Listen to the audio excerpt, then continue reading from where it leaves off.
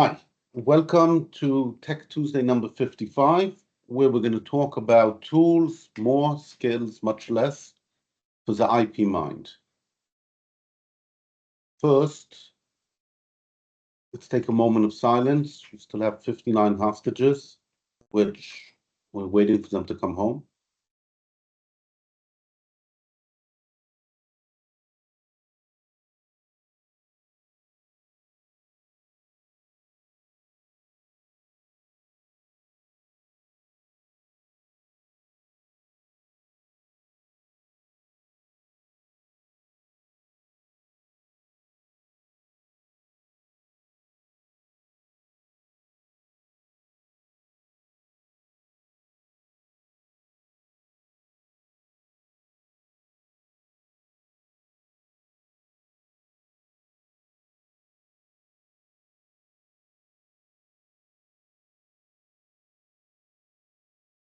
So why do I want to talk about tools? Well, really the most important asset that a patent attorney brings is their mind. And yeah, a lot of experience and so on, but really the mind is what we're bringing. That's the main tool that we're using. The problem is that the mind is limited. A lot of you may have heard the famous paper about 7 plus minus 2, defining the limits of short-term memory. The number is probably actually 3. You can only hold 3 items in your mind at one time. And what have humans done forever, tens of thousands of years, when the body wasn't good enough? And the answer is we've made tools, stone scrapers, bows and arrows, sticks, clubs, whatever. And as patent attorneys, a lot of what we do is at the edge of our ability. I mean, maybe other people are different, but I find that doing what we need to do is at the edge of what I can do. So what do we do about it? The answer is we have tools. And in particular, I'm going to focus on cognitive tools, the things that happen in your mind. And these tools can build up into all sorts of skills, like how to meet with a client, how to understand an invention. Okay, these are skills, but I'm going to talk today about the level of tools, and you can see here a screwdriver. You can use it to screw in a screw. You can use it to open or close a paint can. That's what tools are like. At the same time, there's a lot of talk about using AI to do patent work. And AI is a very powerful tool. And in fact, maybe it will replace humans. Who knows? We'll sit on the beach sipping margaritas while the AI is stupid enough to do work all day. But right now, the most powerful tool we have is our mind. And while, obviously some people have more talent than other people, that doesn't relate to the tools that they use. And tools are some very specific things that you can use. In order to use the tool properly, you need to have the skill to use it. I'm not going to talk about that because that's something that you learn over time. And what I've done, especially as part of training new patent attorneys, is I've identified some relatively specific tools that I think that every patent attorney should have them. And again, I'm not talking about knowledge, training, experience. I'm talking about mental tools that you can understand them and how to use them basically in a few minutes. And developing the skill can take much longer.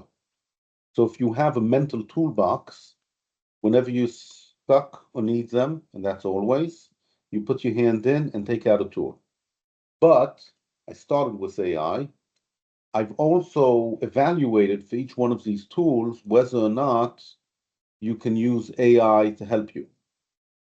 And the answer is usually yes, you can. So what's a tool for? A tool could be just, general purpose and can be for lots of things. But I wanted to look more about tools that are used for a particular task.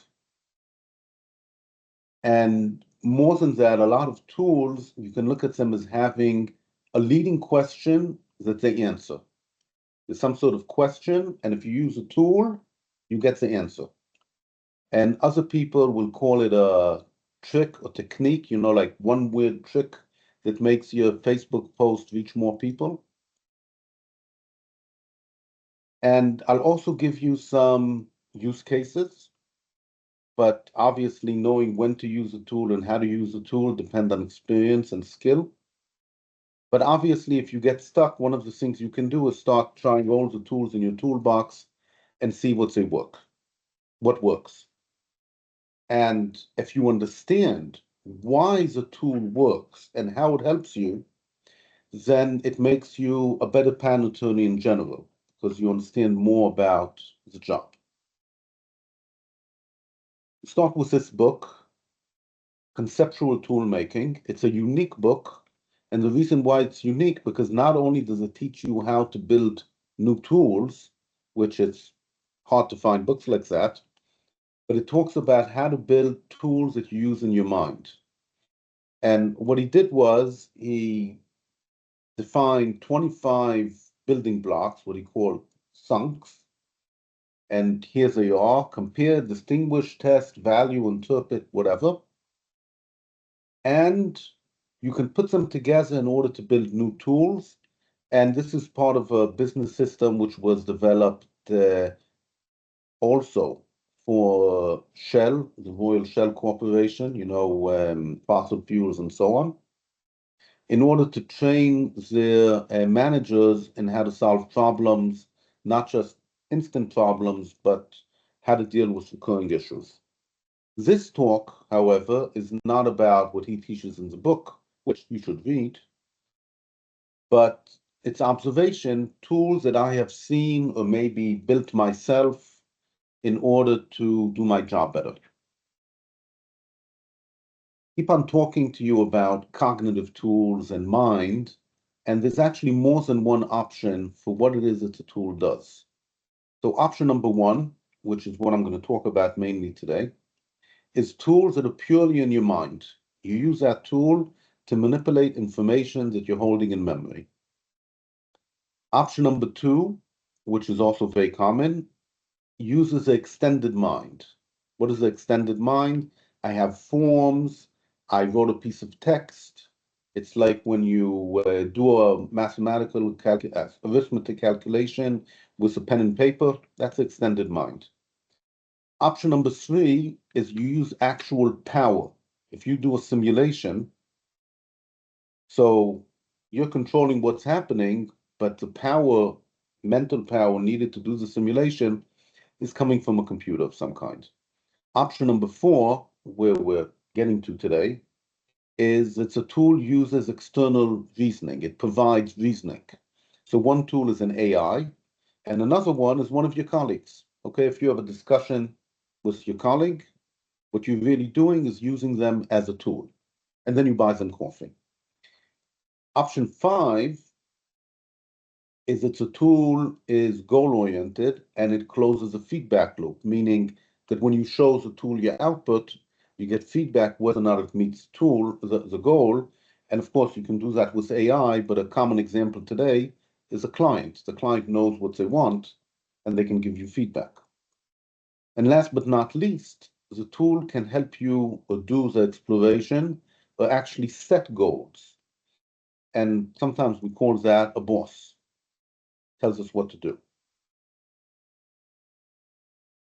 Enough general talk, let's be specific.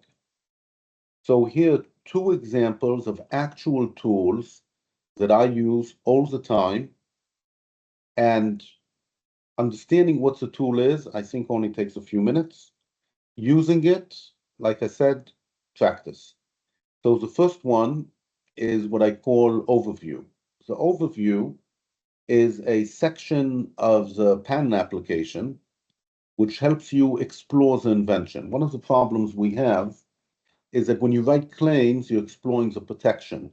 When you're writing detailed description, you're describing embodiments. But how do you explore the invention itself? What is the inventive idea? So what we do is we have a section of the patent, which we call the overview. And the goal of it is to give you an empty space for you to explore what the invention is. And if you're familiar with the term essay, essays were developed in order for you to explore your thoughts. So that's a tool, okay? If you write a patent application without that, you probably will not be exploring the invention. Another tool is something I call invention scales. And let me explain. Second.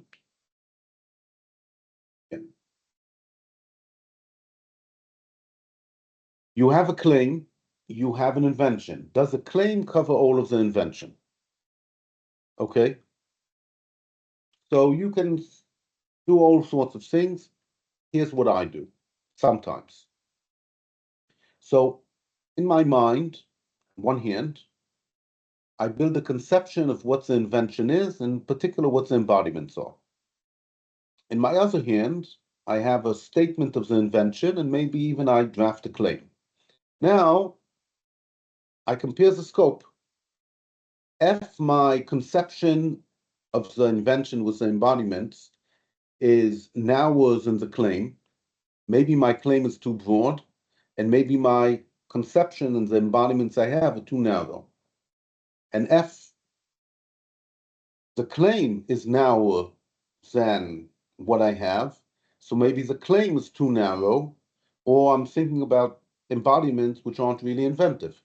In any case, I continue moving the scale either by adding or removing here, adding or removing here, until they're balanced, and then I know that the claim that I drafted does indeed cover the entire invention. Now, I know it sounds perhaps trivial, but if you don't have this tool and somebody asks you, does this claim cover the entire invention? It's kind of difficult to answer.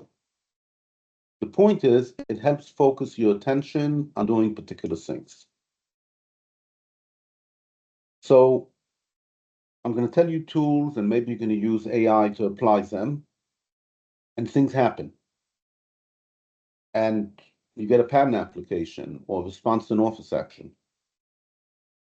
But there are a few risks involved. First of all, you might be using the wrong tool. You might have just chosen the first tool that fits. Using the tool can hide information. It can prevent you needing to think. And, our job is about thinking. Or maybe it spares you the need to actually understand, which at the next step can be significant. In general, when you use a tool, like any carpenter, you measure twice and cut once. And if it's so easy, you just don't do it. Once you have a tool that doesn't work for you, whether automated or not, so it gets difficult to justify doing things the hard way. But sometimes you need to do those things the hard way. So this is a general warning, and what I'm suggesting is use multiple tools and do iterations in order to feel that you're not making one of these mistakes. Here's a list of the basic tools that I'm going to talk about today. Some in more detail, some in less detail. So one of the tools that I think is perhaps the most important tools is Delta. So what is a tool? You compare two things, two documents, a document and an invention, invention and a claim, it really doesn't matter what. And you list all of the differences between these two things. That's it. That's a tool. Okay? All of them. And there's bonuses. Bonus number one is you identify reasons, possible reasons for the differences. And bonus two is you identify potential advantages. Why is this tool useful? Because patents are about novelty relative to the prior art. We're always asking, what's different? Here I'm saying make a list because some of what's different is not very useful. An example, I have a claim and I have prior art. I make a list of all the differences. That's part of drafting a patent. It's part of responding to an office action. It's part of invalidating somebody else's claim, but that's a basic tool.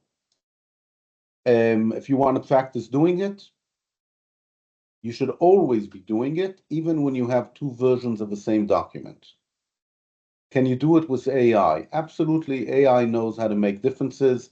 It even knows how to make up possible reasons and advantages. What is one of the risks? You might not be able to tell the difference between important differences and non-important differences, and then you get swamped in all of the non-important differences.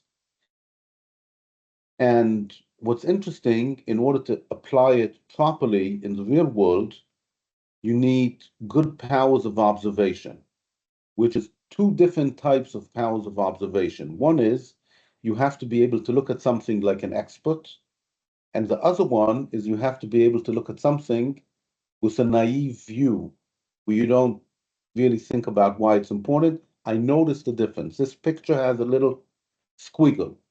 I don't know what it's about. Okay, so that's the first tool.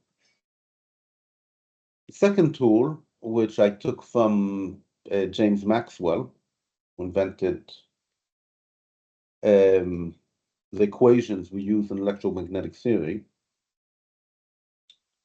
is a particular go of it. Okay, so what is it?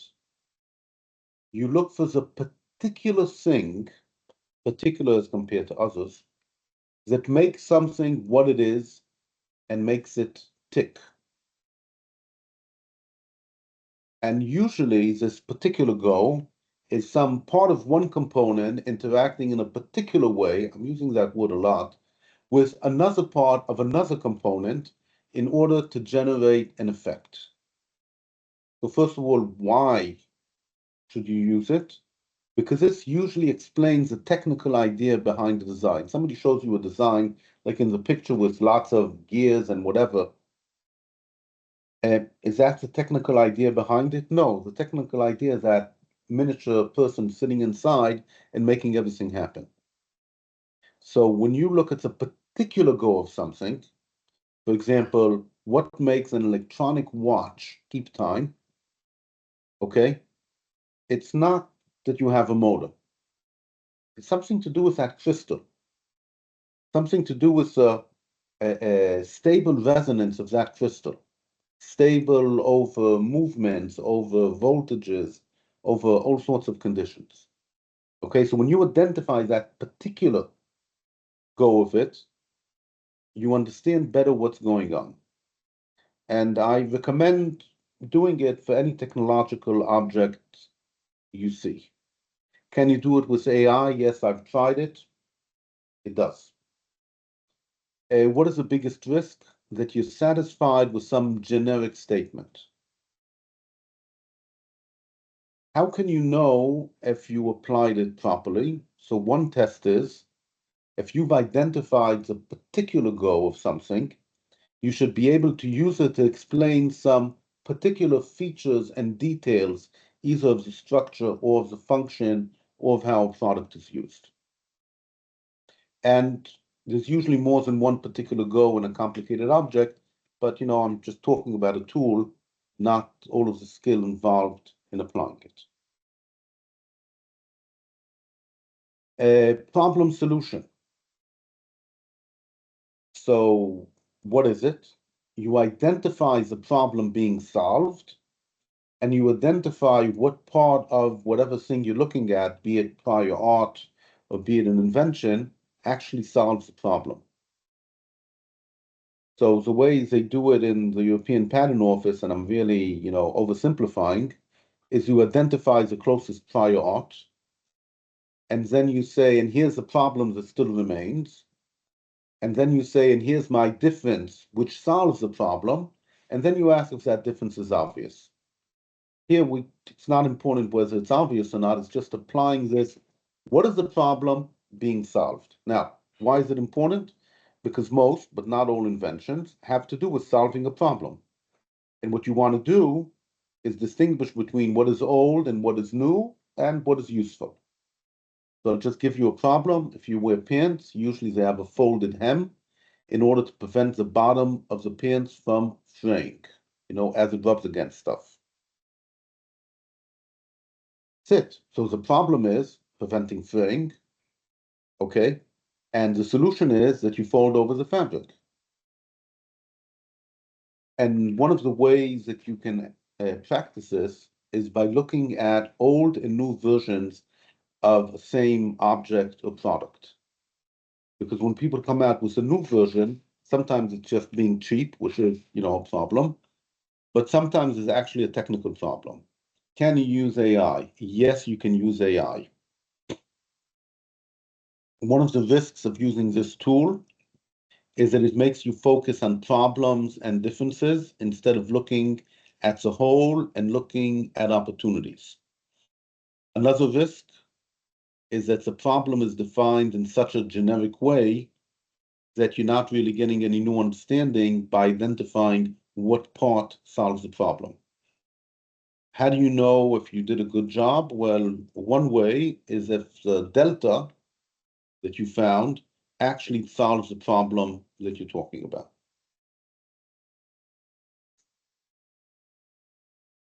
Next tool, abstraction cycle. Okay, so you have some sort of thing, and then you abstract out features, so you get something more generalized, and then more abstract, and then you put in new features or you generalize it sideways. So maybe I'll give you an example. You see a pen. So you can abstract it out to a pen is something which leaves a material as a mark which you can use for writing on another material. And once you've done that, now you can zoom back in again and provide details and say, oh, it's a pencil. So pen is pen, pencil is pencil, they're not the same, but the way you go from one to the other is by doing this abstraction cycle. Now you have to do it because your claims are abstract, but your specification needs details. And by doing this movement, it helps you understand what's important, helps you identify concepts, it helps you focus on features, and it helps you explore, especially if you're stuck somewhere. By doing this movement in and out, you can do something. One of the big risks is when you apply it on something which is not important. Okay, so I have a pen, favorite pen, and you decide to focus on the fact, well, everything's important here, sorry, at what strength does it break? And then you start going out and in, and you get nowhere interesting. You definitely don't get the pencil, you don't get the handheld printer, and so on. How do you know if you did it properly? First of all, you should not be getting back to your starting point, and you should be generating alternatives.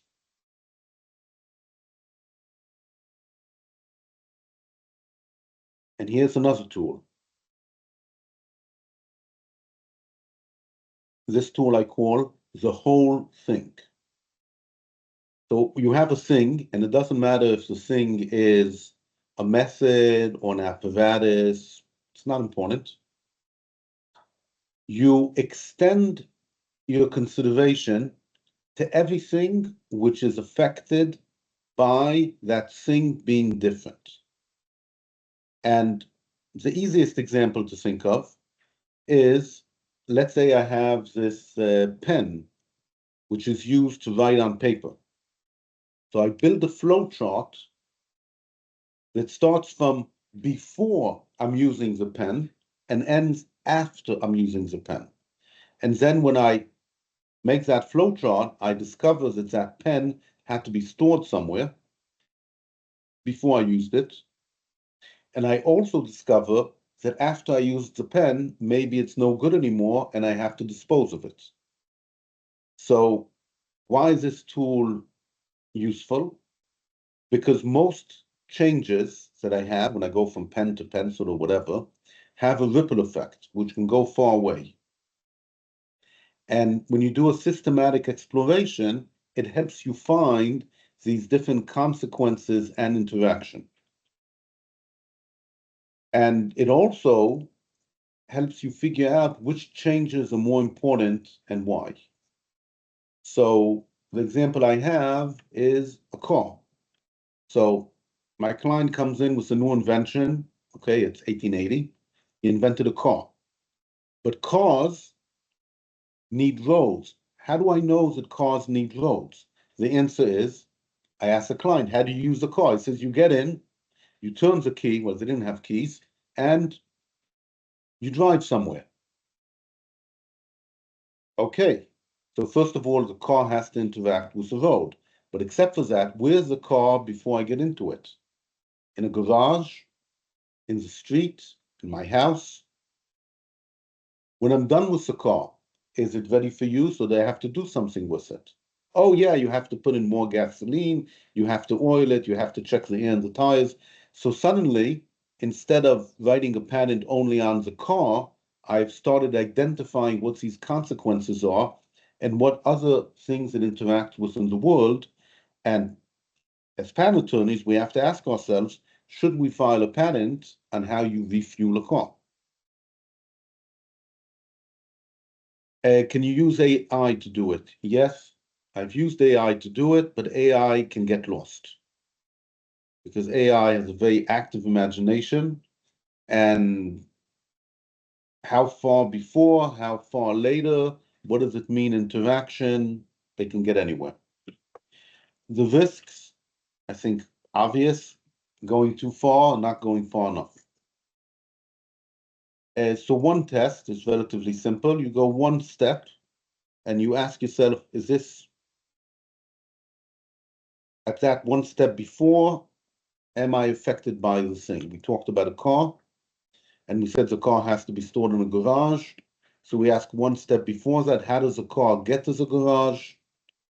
Not, it has to be packed in a shipping crate, which of course was an issue. So I have to go another step back. I have to put it in a shipping crate in the factory.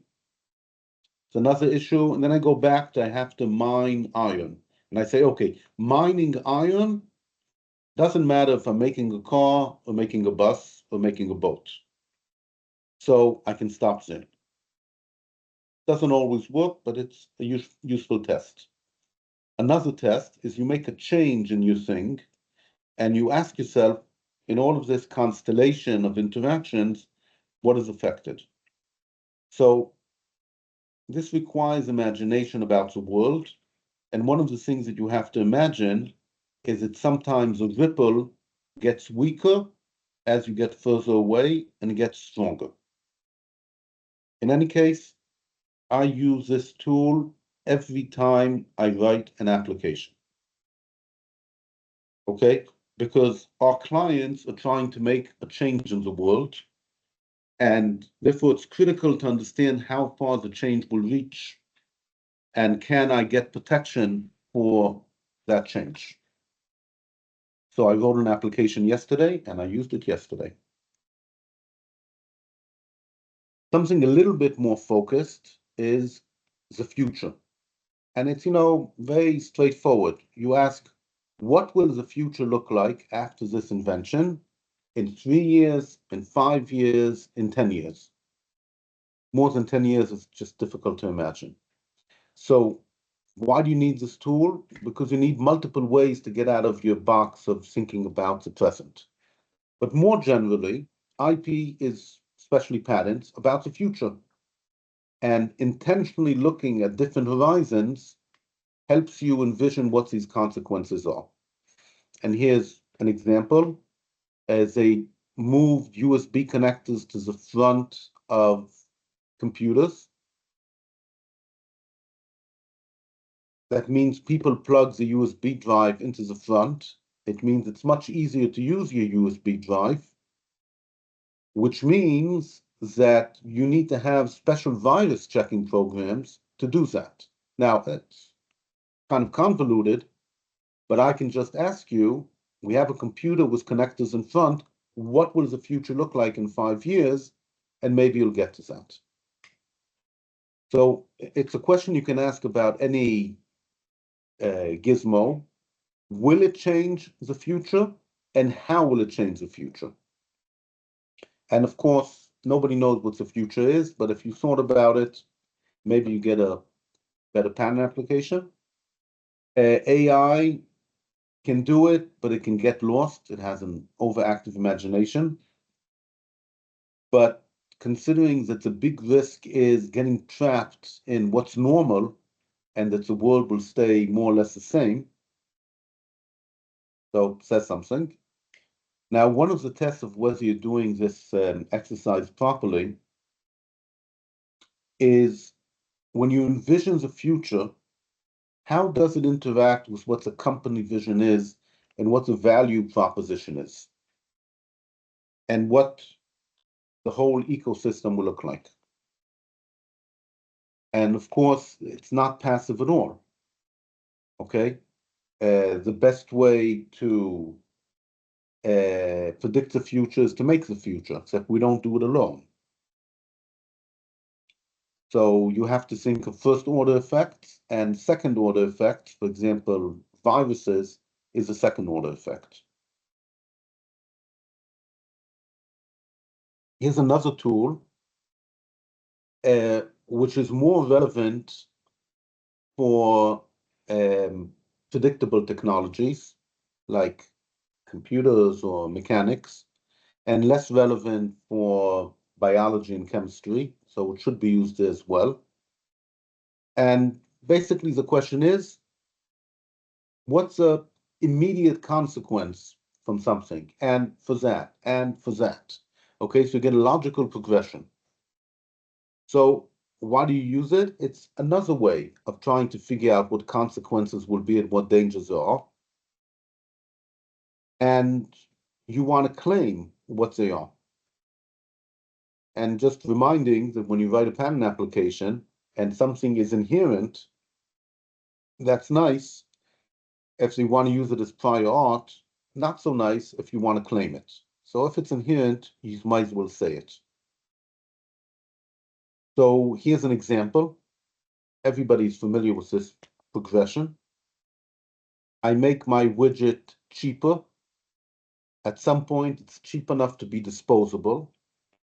If we make it disposable, we're probably going to want to make it simpler because it doesn't have to be reliable for long times and so on. But if it becomes simpler, it becomes easier for the competition to make a knockoff. So the importance of IP changes. One of the, you can use it for AI, but I've discovered, not from the bits that I've used, that AI is better at working backwards than working forwards. One of the risks is that you're too busy thinking about what must happen and not enough thinking about what can happen.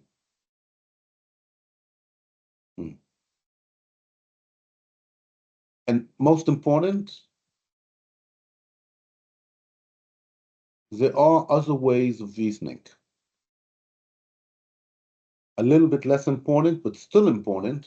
Sometimes when you go to the logical conclusion, you come to the conclusion that your existing value proposition is wrong, that you can't make money that way. So obviously it's important to identify it so you can protect the alternatives. Your client, might not agree. Here's a tool, and this tool is a question, and you simply have to ask the question and try to answer it.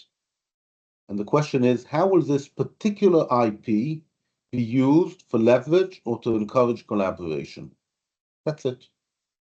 We're all trained to ask, how will it protect me, whatever that means. We're less trained to ask, How will it be used? Now, why is it important? Because IP will be used as a business tool. There's lots of ways to use them. And you do want your IP to be aligned with the business goals of your client. So all I'm asking you to do is just to ask the question. And the more experience you have, the more alternative answers you know. One example, perhaps, of an exercise, if you are handling a patent, or trade secret, you should try to imagine a situation where having that IP makes a difference. If you can't, the fault might be in you, but the fault might be in the IP. I don't know how to do it because there's a lot of details that you have to give of context, and I'm not sure how to do it. And related to that is that you might oversimplify. And how do you know that you did a good job? If you can answer the question, how much bang for the buck do you get for this as compared to a different IP or a different activity? The fact that you can answer that question means that you've used this tool properly. Maybe not a genius level, but at least you've used it enough to analyze. I mentioned before wholes and parts. So there's a whole field of system thinking, and I have a link here to tools for system thinking and a definition of what system thinking is. But that's a skill. I'm just talking about one tool. And the one tool is if you have some sort of system, components and arrows and whatever, can you identify what are the parts and how they interact in order to provide an output? And this is true for technology, and it's true for arguments, and it's true for interacting in an ecosystem. Why do you do this? It helps you figure out what's essential and what's not. And of course, it also helps you understand what's going on. As an example, many apparatus claims have a list of components and relationships. That's exactly it. AI can do it, but it's possible that AI can only do it for known systems. It's not clear to me if AI is able to do it with unknown systems, but I haven't tried yet. This is a beautiful tool, except for one problem. Most products or situations you look at are too complex. So in order to apply this tool, you first have to identify the essence of what you're looking at and then do it. I can't tell you that's easy to do, and you will have noticed that I didn't talk about extracting the essence as a tool because I see it as a skill. Bricolage. Okay, so bricolage is a skill, but I'm going to toolify it. So bricolage is when you solve a problem by taking all sorts of pieces you have lying around and you put them together to get a solution. But trying to do it, the act of trying to do it, that's a tool. And especially you apply it when you need to extend the limits of your enablement and your support. So when you apply this question and ask, how can I put these things together to get something? You've applied this tool. An AI can do it, but because the AI has no feeling for what actually works, and we're talking about things that barely work, okay, we put some stuff together and try to get something that barely works. AI can't do it by itself. And because it's easy to get lost, because there's so much garbage lying around you can put together, it's useful to have a specific goal, like I have a claim and I need an embodiment, which is at the edge of the claim. And when the client sees what you've done, you might get some pushback because they don't want a beautiful robot to look like this picture. So you have to talk to them about and explain the difference between a solution and a good solution.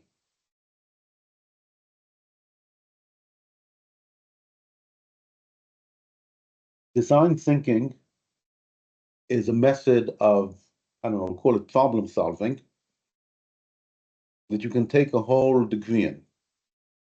But I'm going to focus only on one small part of it, and that is the issue of variations. In design thinking, you are allowed to change the problem statement, and you're allowed to change the goal statement, and you're sometimes allowed to change the available means. So what you're really doing is you're playing around. You say, okay, I understand this is the problem, this is the solution. What if I change the problem a little bit? What if I change my resources a little bit? The classical example is when you're writing a patent on a cure for disease. The client didn't prove that he actually cures a disease. So what are you going to do? He wants to claim curing the disease, but you don't have support. Okay, let's change the definition a little bit. Instead of curing the disease, I'm just making the condition better. Okay, we have support for that. Now, it is guaranteed that your innovator and the people who use what the innovator is doing will be doing exactly this. They will be changing all of these things. In addition, when you do it, when you make these small changes, it helps you better understand both the problem space and the solution space and which part of them you want to cover. Because, we can only claim what we can claim, not what we want to claim. So AI does it well, but just rein it in a bit. You should have some sort of scoring function, otherwise you change everything and nothing means anything. And how do you know you're doing it right? If you found an interesting problem with a working solution. The client might not like it because they want to claim curing, but if they understand the law, it'll be okay. Argument map. An argument map is a chart that represents your argument. So in order to make this argument map, I took an office action in China and I gave it to the AI and told it to make me an argument map, which is it's so well known, there's like 40 different variations. In fact, I once read a book with all of these different variations of argument mapping, and it gives you a map. It maps out the argument. Why is this good? Because now it's clear where you can attack. Maybe I'll attack this argument, maybe I'll attack this premise, maybe I'll attack how you get from this argument to this premise. So it organizes the office action or the argument of whatever competition you have in your mind, and it helps you identify where you should attack and where you shouldn't attack, and to choose. Now, what is the risk of doing it? Office action responses are not about arguments. What is the bonus of doing it? It's much easier to understand what your different options are, and AI can also provide what your different options are. You can tell him, please suggest how to attack this premise, and you can tell him, please tell me what logical fallacies can prevent the premise from supporting the argument, or you can just tell him, give me all of the attack points. Great. Here's another tool. You can call it part of general operating procedure, but I think it's a tool, which is that you choose the organization principle. Before we write a complicated document, and except for emails, and even then, all of our documents are complicated. The first thing you do is you choose the organizing principle to use. How do you know which one? Well, you have to have a lot of experience for that. Okay, that's a skill. But the fact that you choose the organizing principle, which is different for different documents and different situations, that is key. And I'm just giving you an example. Let's say I'm drafting a patent application. It can be organized around the product, it can be organized around an invention, and it can be organized about a use, an application of that. I don't feel I can trust AI to do it, but I feel that AI can give me ideas for how to do it. And of course, if you make a wrong choice, when you finish about 80% of the work, you realize that it was a bad choice. And how do you know if you did it properly? My experience, if you chose a good organizing principle, your work will flow. Something comes up, you know where to put it. You don't understand something, it's a small problem, you don't have to make major changes and so on. Critical pathways. So you know that, I don't know, the basic IP strategy is that you identify critical things that your competitor has to do and you write patents on them. So building a map is a skill. Trying to build a map is a tool.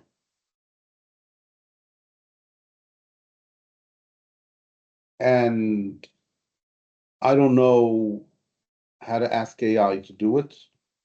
So I don't know the answer if AI can do it or not. And if you don't understand what's going on, then you can do total garbage. But it's easy to find out if you did a good job, because if you did a good job, you know how difficult it is or isn't to do design around.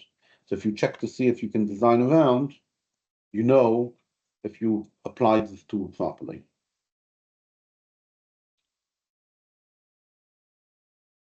So these were big tools, and now just a few mini tools that don't deserve, well, maybe they do, but time and space. Here's a tool I call Simplify. You choose an embodiment that you're going to focus on and do whatever you do on that one embodiment. After you do one embodiment and you have a better understanding, you can go somewhere else. Another tool I call alternatives and benefits. Doesn't matter what you're doing, you should always be asking, what alternative could I have and what's the benefit? Word count. How do you know if the application you're writing is not a waste of time? Well, what is the ratio between things describing the prior art and things describing the invention? Okay, I'm sure you've all seen cases where you have 10 words about the invention for every 100 words about the prior art. There's obviously something wrong with the application. A similar tool is, I'll call it phrase target. You write a sentence, how do I know if it's good? Very easy. Can I use a sentence in a claim? Well, if too many of what you're writing can't make it into a claim, then you're not doing it properly. Similar thing in a figure. How much of the lines in the figures are about the invention and how much in the prior art?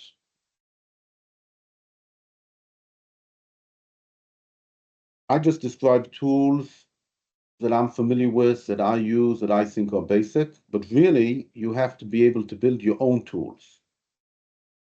And just to give you a feeling for different types of tools that I think are relevant for being a patent attorney, measurement, tools that help you essentialize, tools that help you make sense of something and reducing the complexity, not the same as essentialize, which is extracting, tools for converting from one place to another, for arranging, and so on.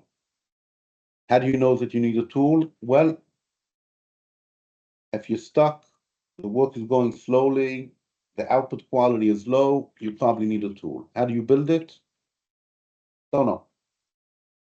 Dress up as a frog, put on goggles.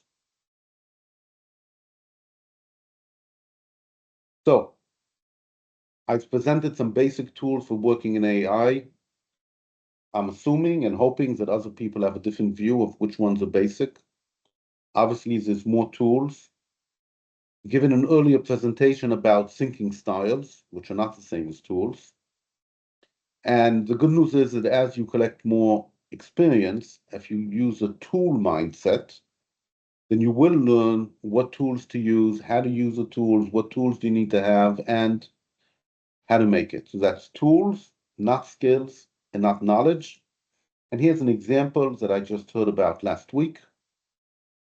Imagine you're the IP manager for biotech, and they have, 1,756 R&D engineers. And they give a bonus for each idea that is actually filed as a patent. So you get 2,500 invention disclosure forms a year. And they are in dozens of different fields. And let's take a guess that none of them are your field. So you obviously need tools to deal with it. And what I'm doing here is giving you permission and urging you to ask the question, what are my problems and what tools should I be using in order to help solve these problems? Okay, I am now stopping the recording.